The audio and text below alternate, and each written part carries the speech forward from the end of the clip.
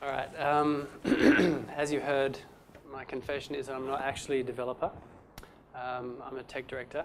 I was just saying to Conrad earlier, I think that I was never as good a developer as I am actually in my current role. I really enjoy it because I get to work with really good developers, and that's a real pleasure. So I guess when I'm talking about technique, it's a kind of meta technique about how to survive in the world of development, and in particular agency development, because I keep getting drawn into this crazy agency world where web development is thrust up against a whole lot of other stuff and it has a lot of pressures on it. So the title of my talk is How I Stopped Worrying and Learned to Love Chaos. I don't really love chaos, but I feel like I've kind of learned how to survive in this crazy agency world. Now, I think that what I've learned might be relevant to other people. I'm just kind of guessing. If I'm going to kind of whiz through things, and if something I say seems kind of interesting, you can ask me questions about it later. Just got to try and keep an eye on the time. So, pithy summary. Paradoxically, creative agencies demand best practice techniques for mitigating risk and ensuring flexibility, while also making such things virtually impossible. Short projects with large budgets and unrealistic expectations need perfect technical project management, foolproof continuous integration, and pragmatic effective quality assurance. Unfortunately, practicalities of budget, lack of awareness, basically within the rest of the agency, and competing priorities make it hard to put these things into practice. So basically in the very kind of environment where you actually need to be doing things like continuous integration, testing, proper technical project management, you basically can't because there's a whole lot of pressures stopping you doing it. I think that I've found a way to get a pretty good balance. In the 2 years that I've been at the Monkeys, I've basically focused on pretty much nothing else than to try to bring what I think probably a lot of people in this room do better into an agency environment. But I think maybe what I've learned might be relevant. This is a visual metaphor for a typical agency project. It's a train wreck. These guys are up at the beginning of the project. This is when they're selling it in and they're saying, you know, yeah, sure, we can do that. And this is a developer looking ahead to deployment, and that's what it looks like. It's just, it always goes like that, right? That's just how it is. And this is the typical agency developer. There's nobody else in the company who understands what's going on, and this person or team of people is at the end, and you know they've seen the whole thing coming, and they've told everybody what's going to happen, and no one's listened, and then at the end they're the ones who basically have to save the day. And they do. That's what's horrible about it. They save the day, they you know, work too hard, and they you know, do amazing work. Everyone goes, yeah, that's great, and high fives each other, you know, because the work got done. And then they do it the next project, and the next project, and the next project, and the agency never seems to learn. So what I've tried to do is push that kind of, this role of really saving the train wreck, push it back up the line so that everybody's more responsible, so that the developer doesn't have to carry all the responsibility. So I've been told that people can only retain 3 things. So I've stripped this back to 3 things. There's 3 main things that I really, really focus on. One is identifying the goals of the project. I don't know about you. I think that it's probably common to a lot of situations, but I've noticed that most of the time people will start doing stuff without actually knowing what they're doing. Like basically, somebody, if you're a freelance web developer, perhaps somebody will come to you, or a web development company, somebody would come to you with an idea for a website, and they'll say, I want a website that does this, and you just start doing it, right? Actually, what you should do is stop and say, what are we trying to do here? What are the goals of the project? What happens with agencies is that a whole lot of creative stuff gets done and a whole lot of stuff gets sold into a client, and then we're in the same situation. Somebody comes to us and says, how much for this website? We give them a figure, we start doing it. And then it's during the design phase that, this website we thought was about, an experience ends up getting rejected. The design for it ends up getting rejected because the client says, oh, it's not driving sales enough. And you're like, what? Is this driving sales? I thought it was about this other completely different thing. In order to stop the design process taking like 5 weeks longer than it should, and you have to start the project without a design and all this sort of stuff, the key thing is just to refuse to start the project without having a clear goal. And in advertising, this is the chart that I use. In advertising, you can only be doing one of 3 things. You can only be positioning a brand, Coke adds life, that sort of thing. It's an ad with people jumping around in beach balls on the ocean or something. A call to action, like click this banner, buy this thing, get this special offer. Or solving a business problem, which is like building a product, which advertising people will often tell you they're doing, and they usually aren't. You guys do that. I'm sure a lot of people here actually build products. Most of the time, we're doing a mixture of positioning the brand and call to action. Most of the time, people say they're doing one thing, and then actually they're doing another thing. So the first thing I do is uncover what we're actually doing. That enables me to make sure that all our plans, which is a strategic level, are in line with the goal. That we don't have plans that are actually missing a goal that we've got, or plans for a goal that we don't actually want to hit. And then when we get down to the actual business of building features, we've got to be able to prioritize those features so that they are in line with the goal. Because the Monkeys are an agile agency. We do agile development. We're like relentless. We don't give a fixed scope of work. We don't allow a fixed scope of work.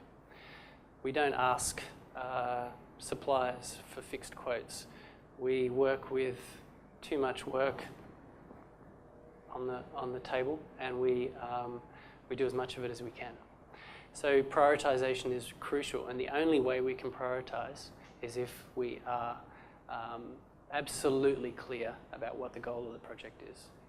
But, like for instance, a Facebook tab. A 25 words or less Facebook competition, what is the goal of that? Anyone? It's hard to tell what the goal of that is sometimes. They can be a bit different. Often, the goal of it is we just want likes. If you pull it right back, there's going to be a like gate on that 25 words or less Facebook competition, and the entire point of the thing is just to get likes. And you're going to be measured, the success of that whole thing is going to be measured on how many likes you get. So if you leave the like gate till last, then that's probably not a good idea because you might not do it. And that's the whole point. If you put the like button in the wrong spot and don't test it and nobody clicks it, then you've failed. But you won't know unless you know right up front that that's your actual goal. Use a wall. We're agile, we do Scrum. It doesn't really matter whether you're agile or not. I reckon you should basically use a wall, and only a wall. Don't use anything else. Don't use a bug tracking system. Don't write a functional spec. Don't do any of that. Put it all on the wall. Forget about whether you're agile or not. Just put everything into the wall, and you'll be pretty agile, even if you're not agile. Walls don't do anything, right? They don't ring you up and remind you that something's going to happen. They don't send you an email to remind you that a task is overdue. They don't do any of that stuff. So as soon as you're using a wall, you have to have everything else in place. You find that you actually have to have the right meetings happening, not meetings that waste time, meetings where actually people do work, showcases, stand-up meetings, planning meetings. They all actually just have to happen because you're using the wall. When somebody says, I need a projection, how long is it going to take? You set up the wall, or I set up the wall, so that I map out cards to sprints. I map out cards to days in sprints. I use the wall to show people absolutely everything. And it's just critical. I just think everything should be done through wall. This is Trello. I think some people probably be using Trello. Some people might use another thing. Cards on a wall are just as good, except that they don't work remotely. In fact, I think they're kind of better because anyone can go up and stick a card on the wall. Trello's got a slightly higher level of barrier to access, but not very much. And the important thing is that it doesn't do anything except be cards on the wall. That's really critical. I could talk in more detail about like what I think a card is and why our wall ends up kind of looking like that. That's the end of a project. Obviously, during a project, it looks a bit different. Cards move from that side to that side.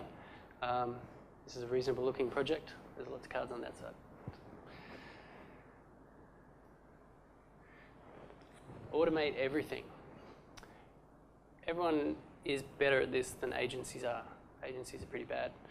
Though, that cat is actually the cat that belongs to a developer, and he trained it to go to the toilet on the toilet, which I think is pretty good. And a good metaphor for what we do. Apparently there's a whole scene, cat training. It's like the whole thing. We automate as much as we can because basically we've got a lot of risk, heaps of risk.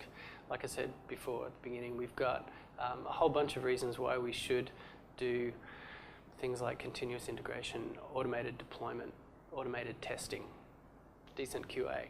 But if you ask anybody in an agency whether they do automated testing and they tell you they do, they're just completely lying basically because no one does it. But we do it. We're the only ones. You can believe me. What do we automate? Okay, this is our deployment model. I'm not saying it's great, right? Other people, you guys, somebody who runs like a project doing a massive e-commerce platform, right? You will build your automated deployment and continuous integration model into your application, and it will be, a work of art, and it'll be, amazing.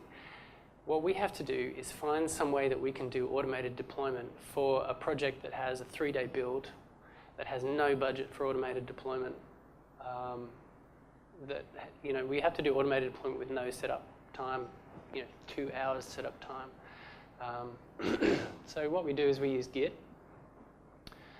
These are devs using GitHub as usual. So who uses Git here? Yep. So who uses Subversion or CVS or something like that? Okay, bit of crossover, but everyone's pretty much switched to Git. So most of the time we use Git like it's a standard kind of centralized source code repository. Believe it or not, there's lots of agencies out there that don't even use source control. But anyway, when we want to deploy, we have a deployment server, which we call Monkey1. And every project, just as a matter of course, we set up a stage and a live remote and a beta, usually, onto that deployment server. And all the developers basically can do a push to the stage and the live remote and the beta remote. And our DevOps guy uses a deployment script which is inside the repo, which gets triggered on a post-receive hook in those different repos. And it deploys, it does anything it needs to do, that script. So it might do a build. We use Grunt for all our build stuff. So it'll do a build, and then it will deploy basically flat files to wherever it needs to deploy it to.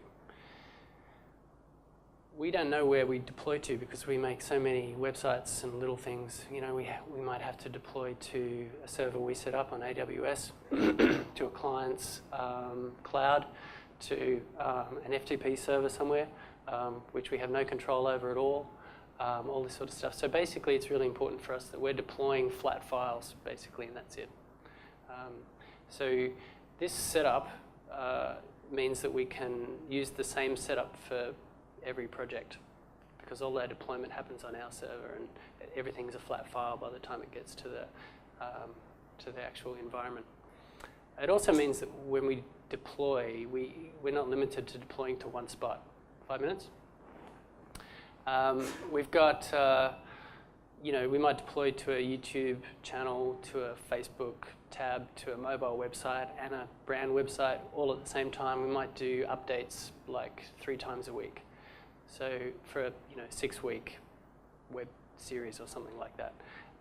So when we hit git push live, that deploys to all those environments at once.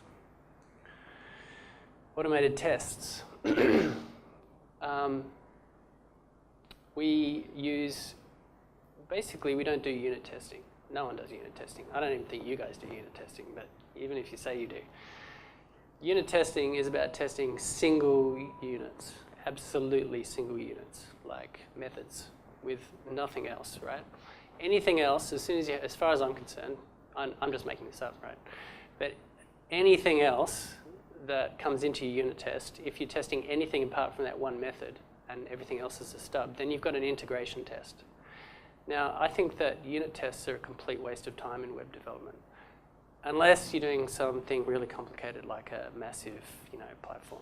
But for what we do, Facebook tabs, brand websites, campaign websites, things like that, unit tests are a waste of time. They give you fantastic information about where things are going wrong, but it's just a web application. I know where something's going wrong. I just want to know when something goes wrong. So what we do is we test the interface. This uses QUnit, and basically, rather than using QUnit to do unit testing and building up a fixture with a bit of markup, we suck a page of the site at a time into an iframe, run our QUnit tests in the actual enclosing page on the markup that's in the iframe, and we test the whole site like that. So I'm just going to show you. This is one for yellowglen.com. I'll just run the tests. It's one thing to run your tests during development. It's another thing to come back like a year later and run your tests, because the site goes through lots of iterations. Basically, we've got a bunch of global tests, which test, basically sucks in the markup, sends it off to W3C, and validates it. That's a global test. We don't have to write that, but we can do that for every page of the site. Has it got the right character encoding? Has it got any error messages on the page? Has it got any stage URLs in there when they shouldn't be? Has it got the right Google Analytics code on the page, all that sort of stuff. As well as that, we can write tests for form submissions, client-side form field validation, all that sort of stuff. And QUnit's made for asynchronous stuff, so we can test AJAX stuff with it. We can click on a button, we can test that the page is successfully changing in response to an AJAX request. And this is really lightweight. This is stuff that a JavaScript developer can do. It doesn't give us the same sort of coverage that Selenium gives us, because there are some restrictions, like we can't do cross-domain stuff. But effectively, we get about, I reckon, 90% of the value that Selenium gives us with about 10% of the effort. And if you take into account that most of our global tests we're just reusing across projects and adding to them as we go, it's a really low kind of, it's just an easy way to get a lot of value out of doing automated testing. We write a bunch of tests, we deploy the site, and our tests work, hopefully. That's it.